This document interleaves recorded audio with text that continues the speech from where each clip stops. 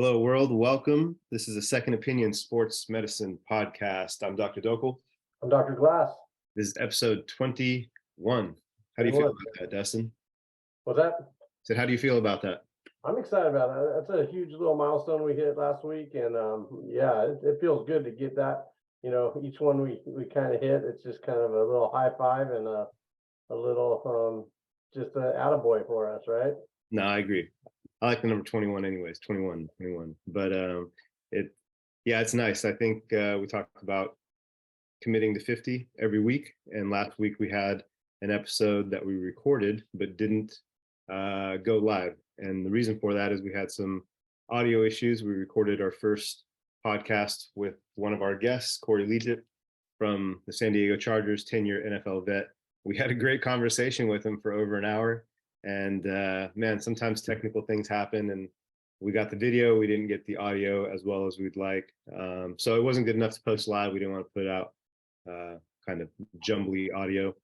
So that whole episode didn't go live. However, this week, episode 21 will drop like normal. And then sometime in the future, in the next week or two, we'll salvage some clips from that and drop some clips from it, at least since we don't have the audio solid for the whole thing. But I had fun recording it last week with you. Yeah, no, it was a blast, and I was so excited to get it up. I mean, I think I threw it on our social media like 2 or 3 times leading up to it. Right. Heat it up. I was excited. It was fun. Yeah. A few milestones, the 20, and then our first guest. And it's not all for naught. We learned a lot from it. It was our first time hooking up 3 mics. We had a new setup in the office, so working out the kinks. We had a little fumble, right? Man, that's what it was. And Exactly. so but we learned from it, and we'll come back stronger next time. I guarantee it won't happen. It's a team effort, so it's not one person, one thing. We're like I said, we win and lose as a team, so all good. Like when you called me to tell me, I think I was laughing about it, going, "Oh, what are we gonna do?" But let's make the best of it. And I think what you just said, we're gonna salvage 5 to 10 clips, make a little montage out of it, and do our best and get it out to everybody, because there was a lot of good content. Corey, we couldn't have asked for a better first guest. I think. I mean, it just felt so natural and real with him. I felt like I know he's your buddy for 15 plus years, but he felt like my buddy as well. Like I had known him, and I guess that's a reflection on you. You surround yourself around good people, and so it was good. But it sounds like we're going to have an opportunity to hit him up again for another interview, and we'll mix it up a little different, and we'll move on, right? Yeah, I'm smiling right now. My cheeks kind of hurt because I'm busting up on just how that happened. And it's a little bit, it isn't fitting. It sucks that it happened, but we always talk about fighting against adversity and being persistent and consistent. And we were consistent with recording the episode.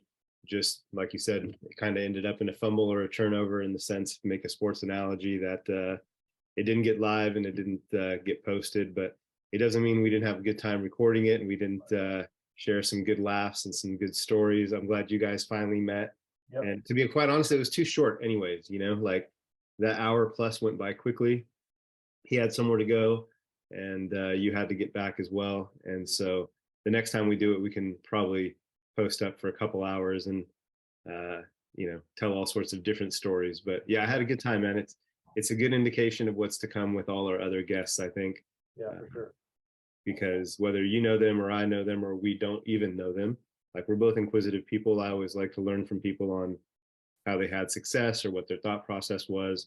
And so it's what I thought it was going to be, which was a lot of fun and felt natural. And it's unfortunate, but we had a good time. So apologies to the listeners and the crowd, but we'll get some of that content that we can salvage out, and on to the next. Just like anything else, we keep it moving. Yep, for sure. So yeah, man. Well, exciting week in football this week. I think I said 2 weeks ago, it's the best week in football during wild card weekend, because there's 6 games that weekend. It was Saturday, Sunday, and Monday when we were in office recording. And this last weekend, it kind of whittled down. We had 8 teams, 4 games. We had the Jags and the Chiefs, 49ers and Dallas, Bengals versus the Bills, and the Giants versus the Eagles. And I watched all the games, embarrassingly enough. I spent the hours, I didn't post up the full 3 hours for every game. A couple of them I watched more diligently, and a couple others I had on in the background while I multitasked a bit, but entertaining. All 4 of them were entertaining. There were some big injuries. There was a few that, might have implications on the week to come. So we'll talk about those today. What jumped out at you injury wise that you heard or that you saw? And we can kind of, no pun intended, but tackle those. Yeah, for sure. Well, I saw a lot of the highlights. I jumped in and out. I was doing continuing ed, and and so I was bouncing in between, checking the scores. I had, the phone running on the game recaps and sometimes live. And what was your continuing ed? It was so I did with Dr. Kimes. I did it was just the 12-hour distant learning that I did. Gotcha. A couple. I'm still not done, but went over some pediatric stuff, which was cool because we don't get enough of it. I treat a good number of younger infants and pediatric patients, so it was just kind of cool to learn some new techniques. And right. He's big time philosophical based, and kind of went over a lot of the history of chiropractic stuff. Anyways, it's pretty cool. Just kind of, I like doing continuing ed. I always find some gem. Let's plan a continuing ed in 2023 that at least you and I take together. Nice. You and I and maybe a couple other people, that we know would be a good excuse to get together. When you said that you were in continuing education, I don't know if you remember Sean, Dr. Miller. Yeah, of course you do. We threw a lot of touchdowns against him. Right. I said it, Sean. I said it, and I mean it. He's a big Eagles fan, and so he told me that I wished him good luck. My Chargers are out of it after a week. I felt it in my heart to wish my guy some luck, even though he's through and through Philly. I don't want to talk about Chauncey too much, give him too much airplay, but he definitely is a Philly fan through and through. And, if they win, he lets you know for sure. So I wished him luck and they won. But my point is he was in continuing education as well. And he's like, I left early so I could get home in time. And I said, damn. That's good. Good diehard right there. So, anyways, to the point. Yeah. So, I wanted to see the Jags and the Bills go on. I just, I said it from, I think week 10 or something, that I thought the Bills would go all the way. So, and it was setting up for a storybook with, Lamar and all, everything was leading up to that, so I was really hoping, but just couldn't get it done. So I was kind of bummed watching that game on my phone, just slip away, and the timing just wasn't work. And but in that game, Mahomes, he went out early, or I forget when he went out, but with that ankle injury. So, and then was first half. I was watching part of that when he first got injured, and he was pissed. He did not want to come out. He let everybody know he didn't want to come out, but they made him go out, either went in the locker room or in that tent. And then sure enough, maybe a series or so, he came back and played through. And it looked like it was what they reported, a high ankle sprain. Correct. So, he's a competitor. He's a fighter. That's a very tough one to play through. It's very painful, could be unstable when it's very acute. So I'm sure they taped him up and did whatever else they had to do, game time situation to get him to, be able to play and plant on it and, push off of it. And you got to use your legs to pass. A lot of people forget that part, They definitely do. Yeah. You need strong, healthy legs. And, so. He's one of the few quarterbacks that could probably use most of his upper body and still have the arm strength to get the ball where he needs to. But yeah, make no mistake about it, you definitely need your legs. And as a right-handed quarterback, that was his right ankle, right leg. And so that ends up being your plant leg as you come back. And, if you can't plant hard, or when you plant, if it hurts, it affects you all up the chain. It affects your mechanics.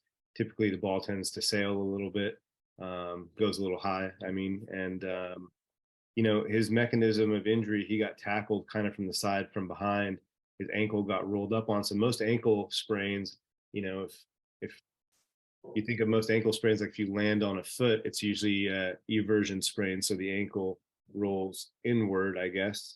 How would you describe that? It rolls outward, I guess, is how you would describe it. But the foot goes in, the ankle goes out, I guess, is the description of it. But so 90% of ankle sprains are that way. This happened to be an inversion sprain, as I saw, and it actually looked like it might have affected his knee a bit too, just on how he got rolled up. He was falling, his ankle got pinned, that got rolled up on, and then as he was falling, consequently, his knee looked like it really got, you know, kind of sprained too. So when he got up, that's what I was looking for. Of course, he grabbed his ankle. My thought was, man, that could be a little bit of an MCL sprain as well, just on how he was falling. They reported high ankle sprain, like you said, and you know, we discussed high ankle sprains a few weeks ago. Mark Schlereth, you know who he is, Dustin? No, sounds familiar. Yeah, he's an offensive lineman. Used to play for the Denver Broncos. He's now on ESPN. He's kind of a Dustin Glass looking guy, you know, like good looking guy. Good. That's what I mean. Good looking guy. You got it. He's he was describing today on, I forget what show it was. He was doing like a little segment.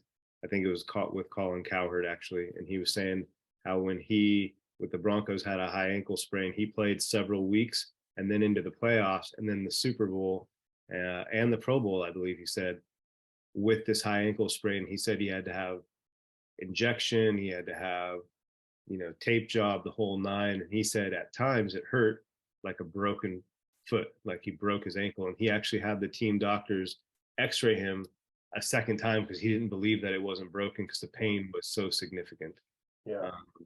So he said, you know, I could walk normally, but as soon as I put pressure on the big toe and had some rotation, those two lower leg bones start to shear and rotate. He's like, boom, like it was 10 out of 10. Yeah, that's what I was going to mention because, you know, Mahomes, he scrambles, right? That's his game, you know, like you said, he can get away with it because he has crazy arm angles that he can get it done. You know, correct. Yeah. He's like a sandlot quarterback, right? He just, you know, get it done. But he relies on his legs and his quickness and his you know, agility to maneuver around the pocket. So yeah, you could tape that up, you could shoot them up, you know, with something to lose that pain. And it's going to be one of those things as a quarterback, you can block that out and you could be very linear with it. Drop back in the pocket, plant, throw, right?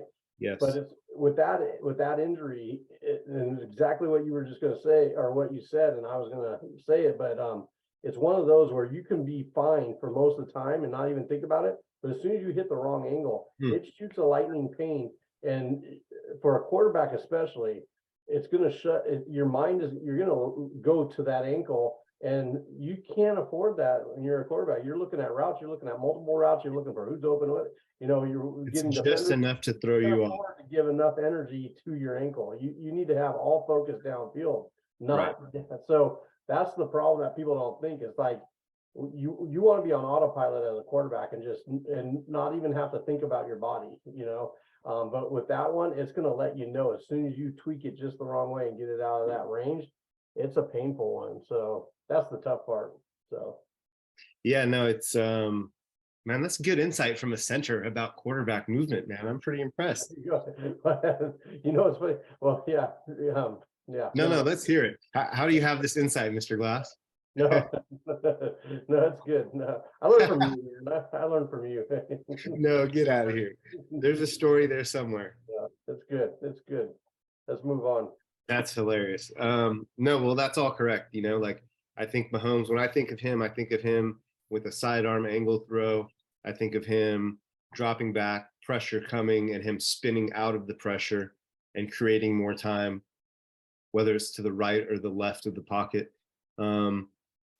And that's where I think he's going to be affected, right? So normally if in a drop back, that's your plant leg, you're going to plant hard, bounce, look to throw and drive off. And if you can't do that, I think that's going to affect his throwing. look, he's one of the best quarterbacks in the world. I think he'll adapt to that. So let's not overly analyze it. I think where it's going to affect him is in the scrambling. And you've seen him so many times this year create a play because he extends the play. And I think his ability to do that is going to be limited, at least affected. So I'm interested to see what happens. I hope, Mark Schlereth was saying that his whole foot would numb up. He's like, initially they shoot you above in between the two bones. And he's like, by the end of the game, all that medication kind of goes down. He's like, your whole foot numbs up and you can't feel your foot. So, well, that's what I thought it was crazy when Corey told us last week he played 6 games with numb feet. Yeah. That's unbelievable. Like, yeah, I remember that time. It was interesting because he would say, hey, like, this is how I played, like when the aftermath of the game on a Monday. Hi, Pooch. Dog Kuma just rolled up on me. all right. And I remember like working on that and being like, well, where's it hurt? What sensation do you have? And when he says he had numb feet, he had numb feet.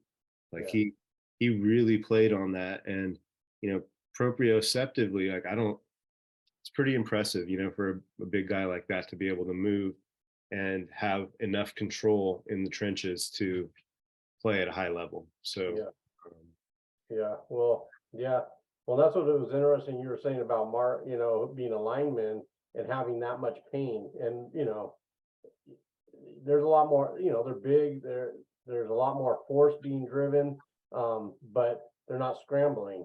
So if he's having that much pain, Patrick's going to have his work cut out for him to try to get to the point where he's not feeling, that. So let's talk about that too, just for a second. I know we talked about this injury, but in real time, this happened yesterday. Chiefs playing the Jags. This was a first half injury. They pulled him out for a series. They put in the backup quarterback, who, by the way, came in and scored a touchdown, led the team down, not only led the team down, but the punt pinned them down to the 2 or 3 yard line. So they were backed up, I don't know what the percentage is, but I bet you to score a touchdown when you're backed up inside the 5 in the NFL with a starting quarterback, even, take all the percentages, I bet you it's under 10%, So for him to come ice cold, that was pretty dang impressive, so wanted to make touch note on that. But he came back the second half. He wanted to come back the first half. And Andy Reid, to his, credit, said, go get x-rayed, make sure it's not fractured before you come back and play. And there's a clip of him on the sideline. You may have been taking notes at that time, but he took his jacket off, threw it down, took an iPad, smashed it. Like, he was pissed he had to go back, and I think I would be too if you feel like, oh, it's my ankle, it's not some respiratory issue, it's not a concussion issue, it's not a cognitive issue, then yeah, coach, if I say I'm good and I can bounce around on it, I'm good. But Andy Reid hasn't been around just for a year or two. He has 20 playoff wins, second only to Bill Belichick with 32, I believe. Wow. So he's a veteran, and he said, hey, he didn't panic. It's a long game, and also that shows confidence in his backup, right? Like, we have this guy, he's going to execute the plays. And it showed me that, not to get too in depth about it, but first down from the 2 yard line, the play that was called was a pass. Wow. It wasn't a handoff. It wasn't a draw. It wasn't like, let's get a couple yards. Then it's 2nd and 9. And then, it's 3rd and 7, and then you punt. So he came out and it, I think that sets the tone, just having coached a little high school football. I think there's something to sending a message to your team about confidence. And I think that was a confidence sending play, in my opinion. So anyways, after the negative x-ray, he came back in and did what Patrick does. He led the team and they pulled out the victory. So they won 27-20 against the Jags. The Jags were kind of making some noise late. They were driving down 10. The running back fumbled inside the 5. Otherwise, that probably would have been a touchdown scoring drive. That was too bad. And then they're down 3, and maybe the whole situation changes. But honestly, that's the game of football. It's sometimes literally just one play. We talked about Brett Maher last week, how he missed 4 extra points. And there were some bettors around the country that were upset because it missed the over under by 1 point. And you know, in warmups this week, I was talking to a friend who went to the game, and she was saying that during warmups, so she's a Cowboys fan, our other friend is a Niner fan. They both went to the game together, and she was saying that he was missing a few kicks in warmups. And as a Cowboys fan, she's like, I don't like this. This is probably going to be a close game if it comes down to a 44-yard field goal. Like, this guy's missing extra points, you know? So that was her kind of comment to me. And I, as a Niner fan, I was like hoping that that was the case. Not that it came down to his shoulders and he muffed it, but I was hoping the Niners would win. So, Yeah, but did you see what your Niners did to him before the game? no, what was that? They did Oh, some. they're icing him, man. In his warm-ups, they were not moving out of his way. So they literally were just pinching him and just having coffee talk, just milling around, but not giving him any room to get his kid. He was still going through the motions and still kicking, but Got you. with people right there, it's just a jerk move. Yeah. But Yeah. any little edge, it's just was it there's some unwritten rules that you just give the other team a little break, Yeah. but no, not in playoffs. Not in the Not when playoffs. And if you can not get, when Cowboys Niners, yeah, if you can get an edge, you know, I mean, sometimes it does come down to a player or a critical player. I think nerves and pressure are a real thing. We've talked about that in the past. And yeah, I think my summary on it is I think he'll be a little bit limited. I think he'll still be above average. Talking about treatment in sports medicine, that game was yesterday. So it was in Kansas City. He didn't have to fly home. He's at the facility.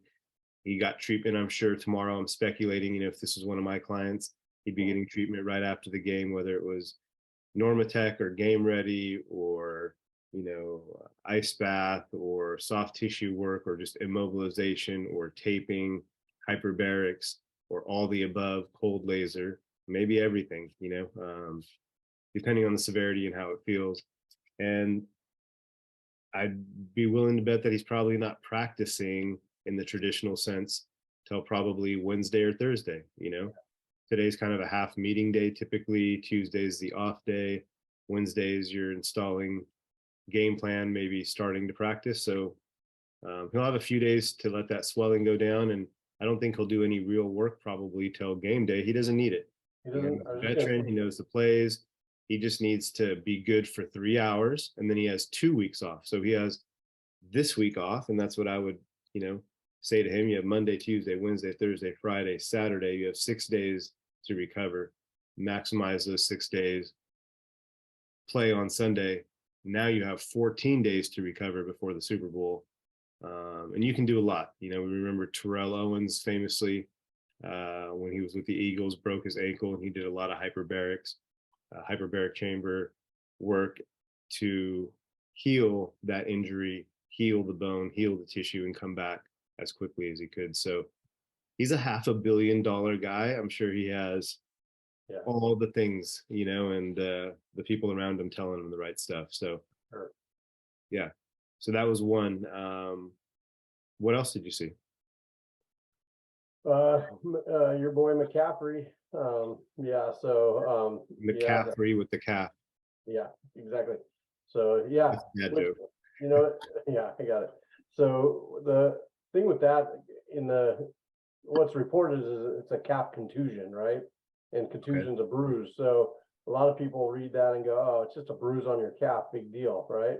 Well, you got two muscles of that calf, right? You got the gastroc and the soleus. The gastroc's the big one that everybody sees. That's the one that's kind of that diamond or heart shape, got two heads to it, and it's the big bulky one. And then you got a flat, thin one towards the bone underneath that. That's the soleus. Well, those two big muscles come down and attach to the Achilles tendon, and that fibrous tissue down into that Achilles tendon, which wraps onto that heel on that calcaneus bone. So during walking, running, jumping, sprinting, that flexes that foot, right? That's the foot. So, or plants that foot. So what happens if you get any kind of contusion, the problem with that for him, or why it could be a problem, and why they're, put him on that kind of questionable today and see how it goes, is because anytime you you get a bruise and the soft tissues affected, it's basically, it's like the muscle length, you got like point A to point B, right? And the Yep. fibers should run parallel. For anybody watching, you can see my hands, they should run parallel, and Mhm. there should be a natural length to it. Well, what happens is when there's an impact, and just like if you get hit in the arm, you can visibly see, well, what happens when it gets impacted? The fibers cross or fold on themselves and shorten that unit down. So that's really what the problem is. And it does that to protect. So it goes into a protective mode where the blood flow will go away from that area and go to the tissues that are healthier so it can survive. And then the mediator, chemicals come in to start healing and repairing that tissue. But in the meantime, you shorten that whole unit. So basically what's happening, if you shorten that calf during a relaxed state, what Right. happens is it's going to make that foot plant a little, as Mhm. if you're pushing off, but that's at rest. So now he's got a, so theoretically shortened calf, and then you go to push off on that, then you can strain it more, and it's not, and you've lost function at that point, so that's the part that you're losing function. So for somebody like him that, we see makes those takeoff, runs, breaks through the hole, and he's off to the races, Yeah. he needs that equality, both calves need to be equal, and it's go time. So that's why it's a little more serious for somebody like him to have that healed up going into Sunday. So I make a couple analogies for my athletes and patients when it comes to that, which for those who aren't watching or listening, working out or driving or something, you could probably visualize this. It's your description I really love on how you broke that down on the gastrocnemius muscle, the soleus muscle, where they start, where they insert. Yeah, that was great detail. What I usually tell someone who's younger or an athlete, and I want to explain it, is think of it like a shoelace, right? So your shoelace maybe is this long, say in this argument's sake, 12 inches long. If you take that shoelace and you tie a knot in the shoelace, most people can visualize, well, now that shoelace isn't 12 inches long, it's now 11 inches long, right? Because of the knot in it. It's the same thing with your muscle fibers. When you have that constriction or a bruise, what happens is, like you were showing the example of your fingers meshing together and pulling apart. This is contraction, this is relaxation, where it stretches, contraction, relaxation. And then the knot or bruise would be where it locks up like this. And so now you don't get that elongation, it's stuck until you get those fibers parallel again. And then you get a smooth moving, like tiles on a roof, right? They fit and they slide on top of one another if they were to move, but they fit in a way. And so the muscle fibers should be parallel ideally. When you have trauma, whether it's bruising, a tear, a stretch, a sprain, strain, it affects that. And so in the shoelace example, if you have a knot in that shoelace and it's now 11 inches versus its normal 12 inches in length, well, if you try to stretch out, a calf, like if Christian McCaffrey tried to stretch that out, it, in this analogy, might actually be like pulling the shoelace on either end when you have a knot in it. So most people would answer, if you do that, what happens? You make that knot tighter, right? And that's, as a visual, that's kind of what happens in that situation, where an elite athlete like him needs the full range of motion of contraction and elongation when he's plantar flexing, dorsiflexing his foot. If it's limited in its motion, or there's pain through any range of that motion, you're not as agile. And CMC, he's like bouncing and like almost both feet in the air at the same time and coming down on one foot and exploding with torque, which is all ankle, all calf. That being said, if I had to pick between the two, I would take the calf strain over the high ankle sprain that Mahomes has. Positionally speaking and everything, I think CMC will be able to hopefully play through it. And so that's another reason why I tell patients who come in, or even athletes that have a knot in their muscle or have a bruise in there, and they say, well, I've been stretching it, it's not getting better. I'm like, you need the manual work. Yeah. So the manual work in my analogy is like me untying that knot in your shoelace. And now when the knot is out, you can elongate it again. You're trying to stretch that sucker when it's knotted, and you're just making it tighter or making it worse, right? Yeah. Uh, 100%. And that's a good point. And I like your analogy with the shoelace. That's a great visual for people. From a recovery standpoint, like you said, like for him, for me, if he's coming in, we clear that out, right? I would say he's, with some good tissue work and some lengthening, moves, in a day or two, he's feeling pretty much back to normal. He right. might be sore, but we have the length returned, and then he's got, so then he'll deal with the soreness, but not the tightness. But that's an important thing that I want people to hear too. And you mentioned stretching. When you remove that knot, okay, we're basically restoring function to that tissue, right? There's a reason why that knot formed in the first place, and that was to protect it from ripping or tearing. Good So point. it's not fully damaged. It's not a tear. It's not a strain. It's just a contusion or a knot. So the tissue is folded up on itself, but has not damaged itself. But it's a place where there's less blood flow to the area. So we need to restore blood flow and oxygen to the area. But the brain is ultimately trying to protect it, right? So it's in protective mode. So if you go in with a hypervolt, or you go in with real deep tissue, or you go and insult it with some heavy duty stretches on a slant board, or one of those blue, calf stretchers, and you really try to stretch that out, you went from the analogy of your 12-inch, shoelace, and now it's down to 11. And then you want to take that shoelace and stretch it to 13. Right. What the brain's going to say is no, that's a threat to it. It's true. So it wants to get back to 12, and you're just trying to stretch it past the point. What it's going to do is recoil back to 11, because it's doing what it does, and that's protect. So what I do is, once we unlock that knot, we're just trying to restore that length. So we do lengthening moves. Once the tissue feels back to normal and we got full range, then we can start stretching for performance. But we don't earn the right to stretch until you've lengthened that. You definitely don't earn the right to strengthen until you've lengthened. Too many people strengthen over that knot. Yes. How many times do you hear that? I went to PT and they started me on strength exercises right away, and I start feeling better. Yeah, because you just reinforce the tissue around it, but then it's going to fail again relatively soon, because you did not take care of the problem. You masked it. So that, and I know me and you are on the same page with that, and that's why I think we get the results we do, because we make sure we lengthen that tissue, restore it, and allow the brain to work the way it wants to, not having to protect it from itself anymore, and then it can perform at a higher rate. Right? Man, I would really suggest anyone who just listened to that to rewind that a minute and a half, 2 minutes, and listen to that again, because that is spot on. That happens frequently, and that's our natural instinct to do that.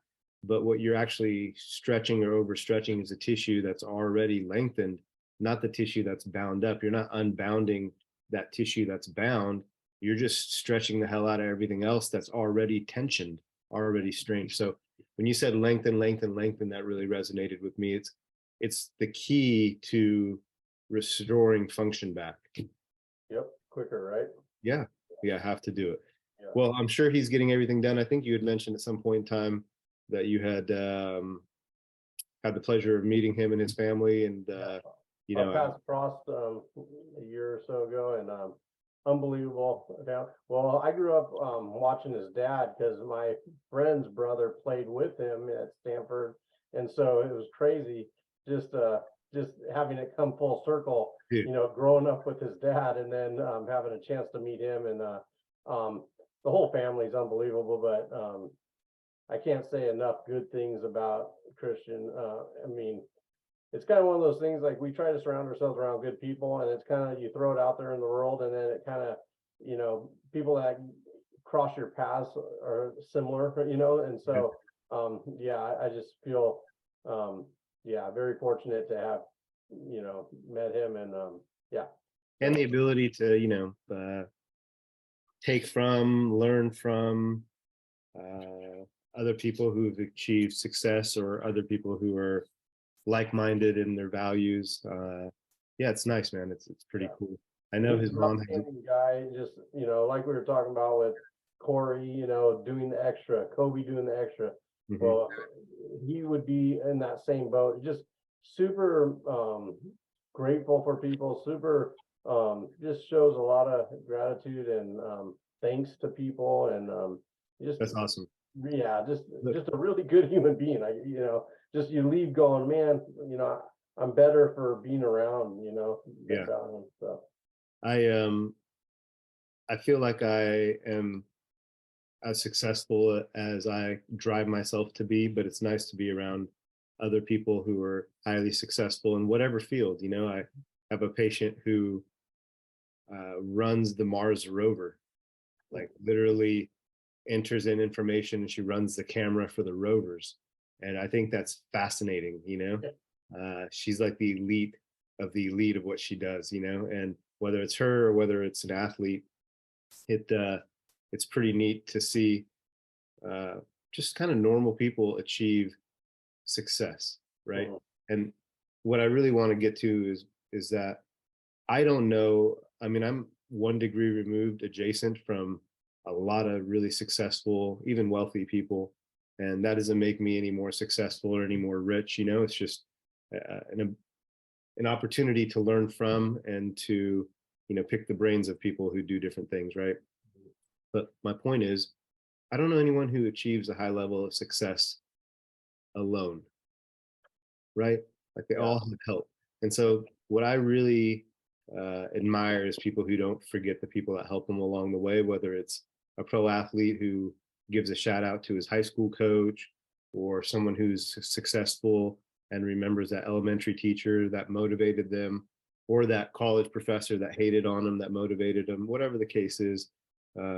Most people that achieve a high level of success do it with a lot of help. And yeah, it's nice to see people acknowledge those people and people who are grateful for the help along the way. yeah. Not everyone's like that. And yeah, it's pretty neat. Well said. On a unrelated note, I was thinking this week when I was driving about how casually you said last week that you went to Disneyland with Kobe and his family and you were like behind the scenes, like, you know, and you said it during the podcast when we brought it up in discussion about Corey and him being a girl dad and you being a girl dad.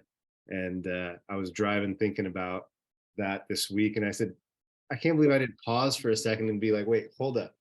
I haven't been to Disneyland in like 10 or 15, 10 years maybe. And I'm like, dang, I wanted to ask you about what that what that whole experience was behind the scenes and being able to go through. So let's bookmark that because I want to have an Sure. off-air conversation with you Yeah, I know um, that'd be a good one.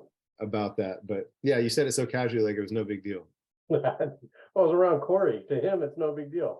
Like, to him. Well, I know he was geeked when he met Kobe at the facility that couple times or one time that he came out to the Chargers facility. yeah, he was the one that got his book signed, right? Dude, that's one of the things that I was mad that I didn't bring up during the And podcast. I didn't want to bring it up but I even went to my phone to look it up, and I'm like, we didn't even talk about that. We So didn't even talk about it, which is why when we meet with him again, we have there's a whole, like I said, we could have talked with him for a few hours. yeah, We got an hour plus in. We'll have a whole nother, 90 minutes, couple hours with him. And I was kicking myself because I just wanted to acknowledge, hey man, I would have never bought a Kobe book except yeah, for my boy Dustin, and this is him. And yeah. because of him, I bought that for you. I just wanted to bring it full circle, Yeah, we'll do that because we talked about that on another episode, and Yeah. I think it'd be good having us both there. And yeah, Yeah. Well, he good. connected with you anyways, Yeah. he told me afterwards he had a good time and he's like, man, that was fun just to like bring up some stuff that he had forgotten about. And I was laughing quite a bit at some of the things that he said too. But yeah, man, that was good times. But I was laughing when I was driving this week. I said, Dustin threw that out so casually. That's funny. So, well, we brought up Patrick Mahomes. We brought up Christian McCaffrey and his calf injury. Um, Speaking of CMC, his mom has a podcast. Did I say that already today? Oh, I didn't know that. Yeah, his mom has a podcast, and today I caught a little clip of her, and uh, her quote of the day was, "Keep my son's name out your mouth." So What's the she's, podcast about? Is it? uh, gosh, I suck, dude. I wish I would have That's okay. caught the name. That's like somebody being like, "Oh, my good friend Dr. Dokel and Dr. Glass have this podcast. Got nothing. Really interesting, but what's it called?" Like, oh, you know what? I don't know. Dokel. Yeah, it's like Dhokal, I think. I don't know. Look it up. last like it sounds. You could look it up, I should know what it is. Sorry to put you on the spot. I just thought, yeah, I want Well, I'll make a note of it. We'll bring it up next week. But she was speaking, that was just her like funny little end of the clip quote, but she was speaking about how somebody was bad mouthing her son. And you got to remember, she was, like you said, she was the wife of NFL wide receiver, as well. And so she's seen it not only as a wife, but as a mom. And so I don't have any direct connections, but I'd love to have a conversation with her on our podcast. Just, gosh, everything from how do to. you how do you deal with the aches and pains and bruises of an NFL husband, and then how does that make you feel as a mother when you know your son is following the same footsteps, right? Yeah, that would be good. But we got to figure out how to make that happen. Yeah, it might be a couple degrees of connection, but maybe we could figure that out. Yeah. Well, the other injury that I wanted to bring up happened to be in that Niners game as well, and it was a critical injury. It was to the running back of the Dallas Cowboys, Tony Pollard. So he had an ankle injury. He was carted off the field. It looked kind of like a high ankle sprain to me initially. They reported that he had fractured his ankle. So obviously the season's done. He's done for the year. He'll make a full recovery by the time next spring and summer comes around. But what a bummer, man. I mean, that's just not only I'll just be real. It's not only shitty that you lose, but then you end the season that way. And instead of going, and regrouping, taking a week and then taking a vacation and enjoying yourself, now you might have surgery, you have rehab, you're in the damn facility. Like no one wants to do that. You want to unplug, get away, recharge, get your mental right, give your body a break. And now I just feel bad for him, knowing what he has to go through. From the human side, because we know what it all, it's just gonna, like you said, that's not what you want to be doing. And it's not like the Niners, spanked the Cowboys. It was 19-12. Third string rookie quarterback Brock Purdy did enough, but maybe if Tony Pollard's in there, they say it's something different. But again, that's the nature of the game. There's a lot of injuries. What football's taught me is you have to keep moving forward no matter what happens. Right. And you have to have a short memory. You got to give your best. Yeah, you got to give your best every given day, every given play, no matter what happened. And those are two important life lessons, So who do we have left? We got Bengals, we got Niners, we got Kansas City. So it's Kansas City and Cincinnati on the AFC side. So Cincinnati is going to travel to Kansas City for a game at Arrowhead Stadium. I've been there at nighttime for a primetime game. It is cold. People come out at 7 a.m., gates open at 8 a.m., and there are cars and trucks lined up with their heaters, their propane tanks, their generators for the TVs. I think Kansas City is the coolest place to tailgate. Their fans are so cool. I think I told the story how I used to pretend that I had like a little podcast show and I would go around eating people's barbecue, being like, I'm here to see who has the best barbecue in Kansas City, and would just mess with them as Charger fans. But they were always super hospitable, kind to the visiting people. I think just Midwest, what are they, I know it's Southern charm, but Midwest hospitality or something. Just, nice people in that part of the country. And that place is going to be rocking. There's going to be plenty of people warm with hand warmers and warmed with some whiskey. I'm sure it's going to be loud, and we'll see what Cincinnati does. I do have a thought on that game, but the other game on the NFC side is the Eagles and then the Niners. So number one seeded team, the Eagles, and number one rated defense in the Niners. That's really an interesting matchup. And some would say a quarterback versus quarterback matchup, not to get too nerdy, but Jalen Hurts played Brock Purdy in college in a big bowl game that Jalen Hurts team, Oklahoma, beat Iowa State. And Jalen Hurts got the best of Brock Purdy that afternoon. But I think he had like 5 touchdowns that game. It was a really epic game. It was back and forth. OU won that game. And so these two quarterbacks are familiar with each other. And you know what? I love that. Yeah. I love that they knew each other in college. At that time, Jalen Hurts was probably seen as being an NFL prospect. I'm sure he was. Brock Purdy probably not so much. And here we are, Yeah. you know, and here we Story, are. They'll storybook. play, I yeah, love they'll it. play each other, and it's a team game. And maybe the 49ers beat the Eagles, even if Brock Purdy doesn't have a better day than Jalen Hurts. Yep. Team effort completely. Yeah. So I'm definitely rooting for the Niners in that game. Who do you have in Kansas City, Cincinnati? Who do you think's going to the Super Bowl? Let me just ask you that. So I'm hoping it's the Niners and Bengals. I like Burrows. Yeah, He cracks me up, man. I've been following him on social media, following him. I mean, he's a cool cat. yeah, he's so calm and cool, but I mean, he's flashy too, but in a calm. I don't know if you saw that interview this week where he showed up and somebody asked him about he changed his number, he put on the wrong jersey. Yeah. And he looks down and he just starts cracking up like a little kid. Yeah, he's like, well, It's pretty funny. yeah. It seems like he'd be a cool guy just to hang out with. Doesn't take things too serious, but gets the job done. Yeah, I think confidence is the word you're looking for. There's certain people who they know they're really good at what they do. You don't have to be braggadocious about it, but you can also have a little swag about yourself and let people know, hey, I'm that dude. And, if things fall apart, hop on my back and I'm gonna lead you, Yeah.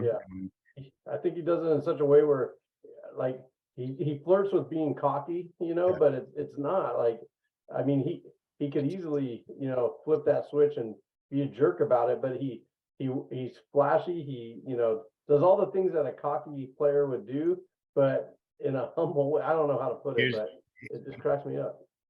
Well, I would venture, let me say this. The line between Joe Burrow and Jay Cutler is pretty fine. And I'd say that line is lined with wins. If you're Joe Burrow and you have too many 2 and 14 seasons, 2 and 15 seasons, and maybe people start looking at you a different type of way. But when you're winning, maybe it's a little different. But no, I agree with you. By all accounts, he's a nice guy. Yeah, what's that? I said, by all accounts, he's a nice guy, though. I don't think it's, just because he only wins. But, look, when he came out of college, people said that he should pull an Eli Manning and not go to Cincinnati. Remember when Eli Manning didn't want to go to the Chargers and then forced to trade, and there was a whole. I don't remember that. Yeah. Oh, really? Yeah. Dude, that's like a whole ESPN documentary. Don't get me. Yeah. I wasn't a Charger fan then, so I didn't care as much. But yeah, Eli Manning, the Chargers had the second pick in the draft, I think it was, and they drafted Eli Manning. And it was kind of like threatening. Peyton was already in the league. And it was like, don't draft Eli, because if you draft him, he's not going to play. And they were like, what do you mean you don't draft him? But like, you had older brother Peyton, like I said, if you're like the first guy in the family to make the NFL, you probably don't do that. But your dad's played, your older brother's played, he threw his weight around. They drafted him and they were like, bro, he ain't playing. And they had drafted him and they ended up executing a trade with the Giants, essentially because he like pouted his way out of it. I know he's a 2-time champion now, but he pouted his way out of San Diego, which maybe that was a good decision, Yeah. So yeah, there's some backstory there. But anyways, people were telling Joe Burrow, like, don't go to Cincinnati, it's going to ruin your career. And I admire a person who goes to a bad situation and is a part of the solution versus, it's really easy to I don't pull a Kevin Durant and go to the Warriors when the Warriors are already good. Right. It's a different thing to go be a Kevin Durant and go to the Brooklyn Nets when they're trash and then try to rebuild them, So I just went from trashing Kevin Garnett to giving him props all in the same sentence. That's funny. Yeah, so I think those were the 3 major injuries. I, being a Charger fan, part of me doesn't want to see Kansas City go. I'd like to see Joe Burrow and the Bengals go again. They went last year. It's hard to go twice to repeat, to even show up twice to the Super Bowl. Also devastating to make it to the big game and lose twice if that's what happens. Yeah. The competitor in me says, give me a chance and let me go. And, I'd rather take 2 L's in the big game than never go to the big game. Yeah. Gosh, yeah, I guess if I'm picking, I wouldn't mind seeing a Cincinnati 49ers Super Bowl, just for old time's sake. That's how I grew up watching and becoming a football fan and a 49er fan, were the the years that the Niners beat the Bengals in the Super Bowl in the early 80s and late 80s, early 90s, I should say. Um, but I also wouldn't mind seeing KC and San Francisco, a rematch of a couple years ago when KC beat the Niners, right? Right. So that would be a great rematch and a good way for the Niners to kind of come full circle and enact revenge. Yeah. And my friend Sean would be mad if I didn't mention that if the Eagles went, I I kind of like the, well, you know what? Any of those games are going to be a great matchup. Yeah. I can't say that one of those teams is super dominant, you know. Mhm. So I don't know who the favorite is. Who's going to be the Super Bowl champion? Let me get you 3 weeks before the Super Bowl on record. Um, I'm going with your Niners. I'm Got going you. for that storybook ending for Purdy. So let me ask you this: Purdy plays this game, and Jimmy Garoppolo is ready to go for the Super Bowl. Who starts? You got to stick with Purdy. Stick with the hot hand, right? Yeah, but it's tough because there's a young kid that's never been there, and you're going to be playing against either Mahomes or Burrows. Both of them have been there in that game. Yeah. And I don't know what Garoppolo's done. I don't know. They're saying that he could be back for the Super Bowl. They were talking about him maybe being back for this game, but I also saw a coach say that he wouldn't be. They're going to stick with the hot hand. Just he's all this Purdy's team right now. So, got you. That's but good. but what has he done? What has Garoppolo done in the past? Um, I don't know his background very much. So Like he's his first taken, season? yeah, he took the Niners to the Super Bowl the last time they played the Chiefs. There's a pretty, I don't want to say famous, but there's Niner fans will remember a deep pass that he missed on, he overthrew, that would have been a touchdown that would have changed the game. Hmm. So Niner fans reflect back to like, oh, Garoppolo couldn't make the big throw. You know, Kyle Shanahan, the coach, is notorious for having three or four or half a dozen plays where he's taking the shot. And if you have that defensive look and you have the matchup, we're going here, and this is our chance to hit a home run, you know? And that was a home run play, a home run call that he missed on. They had everything right. And so that's a knock on Garoppolo. And he's not as mobile as Purdy. Um, One of my friends asked me, you know, if Purdy sucks, but the Niners win despite Purdy sucking, do you go back to Garoppolo? And I was like, man, I think I think at this point in time, you wouldn't be here without him. And so Yeah, I think you ride him if you have, look, great quarterbacks have bad games. And yeah, so, you know, even though it's the biggest game ever, I think that's the Disneyland moment, man. I think you yeah, end up winning the Super Bowl, and unless Bosa has 3 sacks, or unless Kittle scores 3 touchdowns, or CMC, you know, has 150 yards combined, then it's set up for him to win and you know, walk off with the trophy. And I can see him saying, "I'm going to Disneyland." It's already set up to be a great story now that the Bills yeah. are out. You know? Man, I hate to be coach though, having to make that decision because if Garoppolo is ready, knowing that he has had experience and knowing that he does want to have revenge and Right? get get his shot to make it right for the city. Yeah. And there's something to say about that experience, the nerves, the anxiety, Yeah. and then you on the flip side, you're like, hey, this guy's brought us all through. Do we want to change the dynamics, right? Because he's Yeah. had all the reps for the last 4 or 5 weeks. It's a tough call because you can go pros and cons, and you gotta come to a conclusion. My gut feeling is go with what's working right now. You have synergy, Yeah. you can always flip it, but if you go and you start with something fresh, which you haven't been going with, and I don't think that's the right move. No, I agree. I think that's the right call, Dustin. You know, I know there's a sports medicine show, not a coaching show, but they both intertwine sometimes. And I know people have been talking about Jalen Hurts and how would he be rusty after a couple of weeks off from a shoulder injury?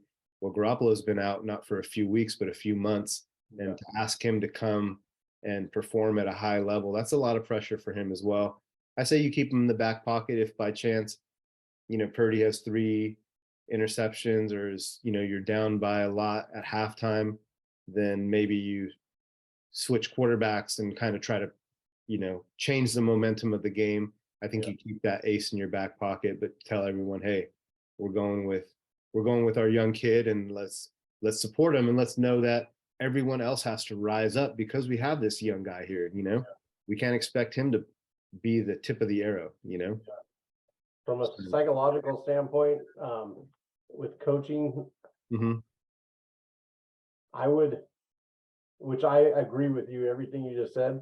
But from a coaching standpoint, you don't throw that out there, right? You don't say that. That's in your head. You're like, this is our guy. We're playing. We're winning with him. You don't have plan B. You burn your bridges. Hey, guys, we either win or lose with this guy, knowing in your back mind that you can do that, right? But you don't you don't throw it out there. So now you have guys second guessing plays like, oh, is this, and you don't want your quarterback thinking, man, if I throw an interception, I'm done, like. You know what I do though, I think, and I don't know if this is sneaky deaky or if this is just coaching, but what I would do is what you just said. We're going with the young guy. We're going with him no matter what. He's our guy, 110%. But then I'd pull Jimmy aside and say, hey, be ready. Just in case, be ready. There's a 1% chance. I don't want the first time that you think that you're going in to be when you're getting the grab your helmets call. Be ready, because hopefully it doesn't. But if it does, just be ready, And I bet if he's healthy enough to go, I bet that conversation happens. But I'm with you on that. You don't want to break up the confidence or the continuity or place a seed of doubt, And I don't think the coach has any doubt in him. When you're a really good coach, I think you work to the strength of your players, right? So that's why I think if you're, well, what I was going to say, and I paused on it, was, so I think I'm a good coach is because if you get any sort of talent on your team, you devise plays and you devise your scheme around what your players' strengths are. And in this case, we've seen the head coach Shanahan do that with multiple quarterbacks, an immobile Jimmy Garoppolo, a very mobile Trey Lance, an inexperienced Brock Purdy. He worked with Matt Ryan, who's a different type of cat, so he'll figure it out. I'm interested for the games. I think this is going to be a good Sunday of football. I have a lot of work on Saturday, home visits and otherwise. The NFL season for me has wrapped up. Year 12 over. Everyone that I treat in the NFL is now out. I don't have any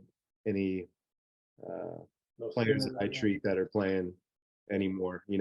Every year, I hope last year I had somebody on Cincinnati, so I was rooting for them to win the Super Bowl. This year I was rooting for Buffalo once the Chargers got knocked out. I'm rooting for my Bay Area home team, the Niners, and hopefully they pull it off and they can have a storybook ending to the season. But we have a good Sunday of football ahead. Are you planning on watching some games? Do you have family stuff? What's your agenda? Yeah, no, planning on watching some. I think I don't think we have anything too pressing, which is nice. Nice. That's good. That's good. Well, anything else, man, that you want to cover this week, injury-wise or life-wise? I didn't ask you. Let me pause real quick. What's good this week, bro? What's happening in life? What's good? It was good last week. Yeah. Let's see. While you're thinking, I'm going to jump in real quick. Yeah. I always catch you off guard with those questions, don't I? Every time. Start going through the Rolodex of what you've been doing, and you want to think of something good, but I mean, I'm the same way. So one thing, my youngest daughter Bree, who you met before the interview, she actually traveled to Arizona to play some softball. Nice. We could go with her on this trip. It was an unplanned trip, and not all the parents went. A few chaperones went, drove them out there. They had some team bonding stuff. They wanted to give kind of a college experience to these girls, staying in hotels, staying and traveling, eating, and then team bonding things on Saturday, games on Sunday. She played really well, lights out. It was fun.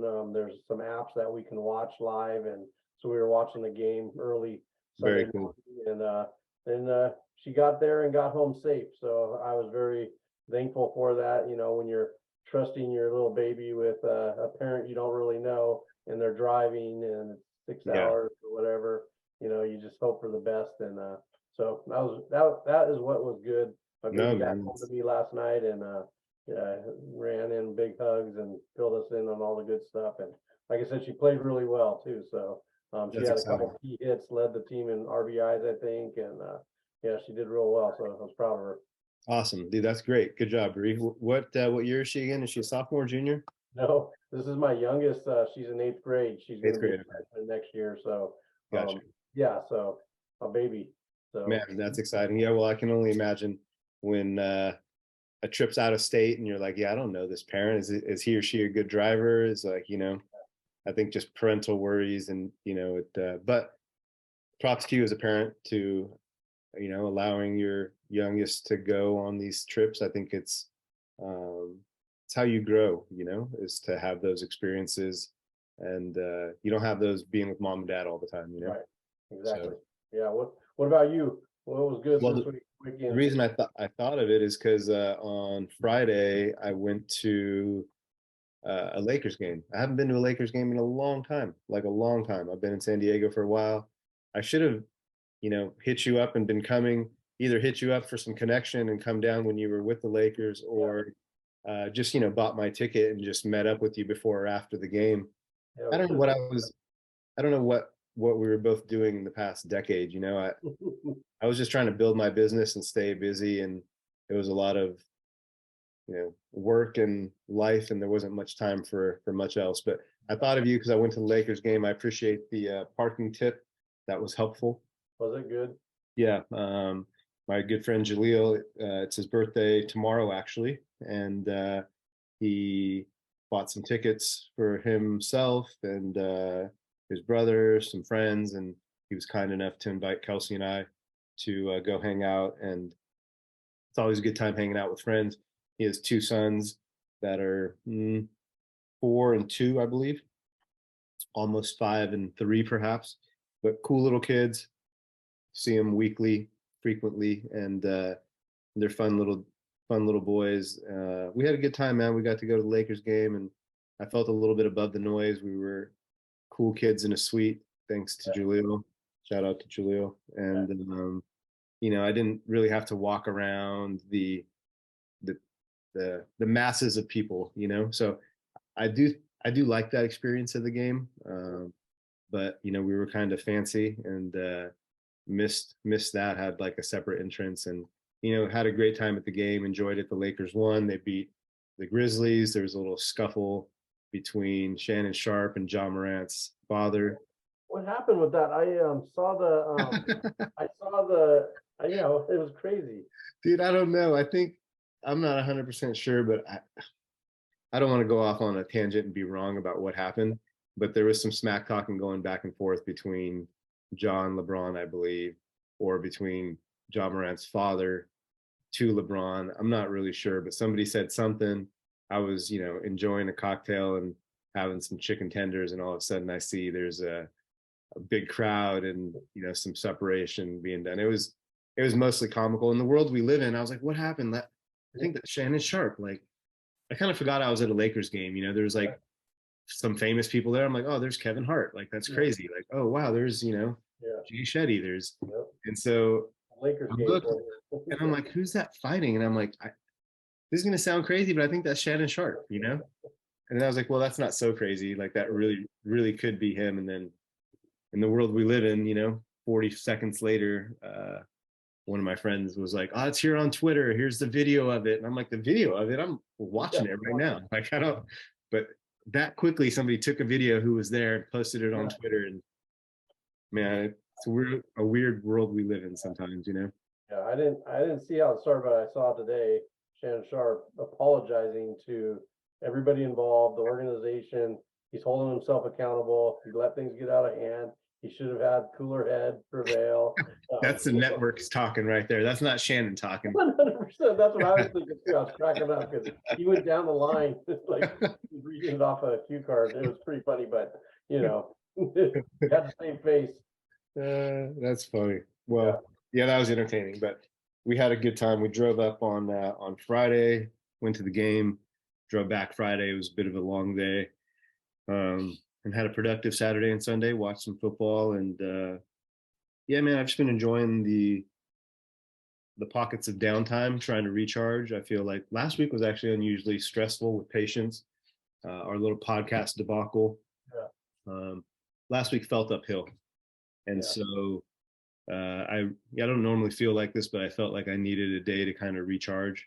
I booked a massage today in my clinic and went and saw my therapist and caught up with her and got some great work done. She's A plus. Her name's Monica, and there's good therapists and there's great therapists. She's great.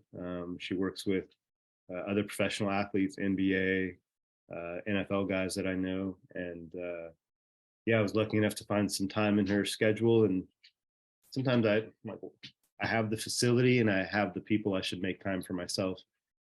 And sometimes I don't, just because I think I'm taking an appointment away from, another client. But I'm going to start booking that time, taking, a little more care of myself, try to practice what I preach. If I'm getting into running more and getting into lifting more, I need to stay unwound. And even though I'm doing a little bit of yoga on the daily, nothing beats hands-on. You can stretch as much as you want, but having somebody work on you is clutch. So I'm appreciative of everyone that I have on staff that works with me at Elite Health.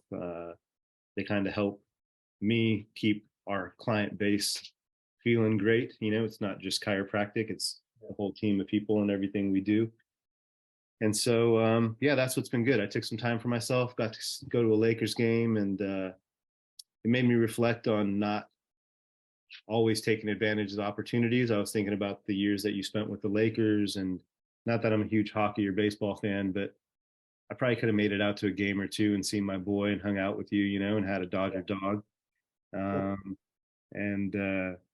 All those things. So I'm glad we do this. It felt nice to introduce you to Corey, introduce two of my friends together. And like I said, it makes me reflect on maybe some of the people that both you and I didn't meet over the years because we didn't connect, So I'm glad we're doing this now so we can, a lot more life to live. Take advantage now. So I was reflecting on you and thinking of you, sending good vibes on Friday. And I had a drink for myself, had a drink for my buddy Jaleel. And good for you, man. I cheersed you in the moment and was like, man, my guy was over here working for a long time and I didn't even come support him or hang out, like, shoot. I was right up the street. I got more memories to make. No doubt. Well, I know you have paperwork tonight like I do as well, but I appreciate you carving out time. I really like doing this, man. I know we said 50 episodes, but I was thinking the other day, I can't wait to get to like year 2, year 3 of doing this. Yeah. We start to, have dozens of guests. I'm excited for not episode 50 now. I'm excited for guest 50, Yeah. So, more to come. I like the challenge of continuing to get better at this. This is, I think, I'd call it a skill set and a craft, and I know you put time into it. I'm putting some time into it. And I know episode 21 is better than episode 1, and hopefully episode 41 is better than that. So anyways, I have fun doing it with you. I appreciate the time. Me too. Yeah, thank you, bud. I just the dinner bell just rang. Solid. So I got tri-tip to get to. So get it. Sorry to break it quick, but I'm hungry. Please do. Please do. I'm gonna take a little walk with the dog. Kuma's been pawing me over here, and we'll let you go. But to all our listeners, thank you. We will get episode 20 up in the next week or two with some great clips with our guest Corey Leggett. We have a guest in office next week again, so hopefully we can work out those kinks and get that out. You can listen to us wherever you catch your favorite podcast, Apple, Spotify. You can watch us if you want to see our ugly mugs on YouTube. Those episodes drop on Thursday. And we just knocked out a week of playoffs. And by the time we meet next time, we'll know who's playing in the Super Bowl. So that's exciting. Cool. Yeah, that'll be good. I'm picking Cincinnati Niners. You're going with Niners and Cincinnati. Yeah. Okay, so we're both on the same page. Well, let's not make it be an Eagles Kansas City Super Bowl. Right. Right. Man, well, I appreciate you, Dustin. Thanks again for the time. We'll catch up later this week about some patient stuff, and we'll do this again in a week's time, man. All right, sounds good. Thanks, guys. I appreciate you guys listening. This is episode 21 of the Second Opinion Sports Medicine Podcast. We're the pro sports doctors. I'm Dr. Dokel. I'm Dr. Glass.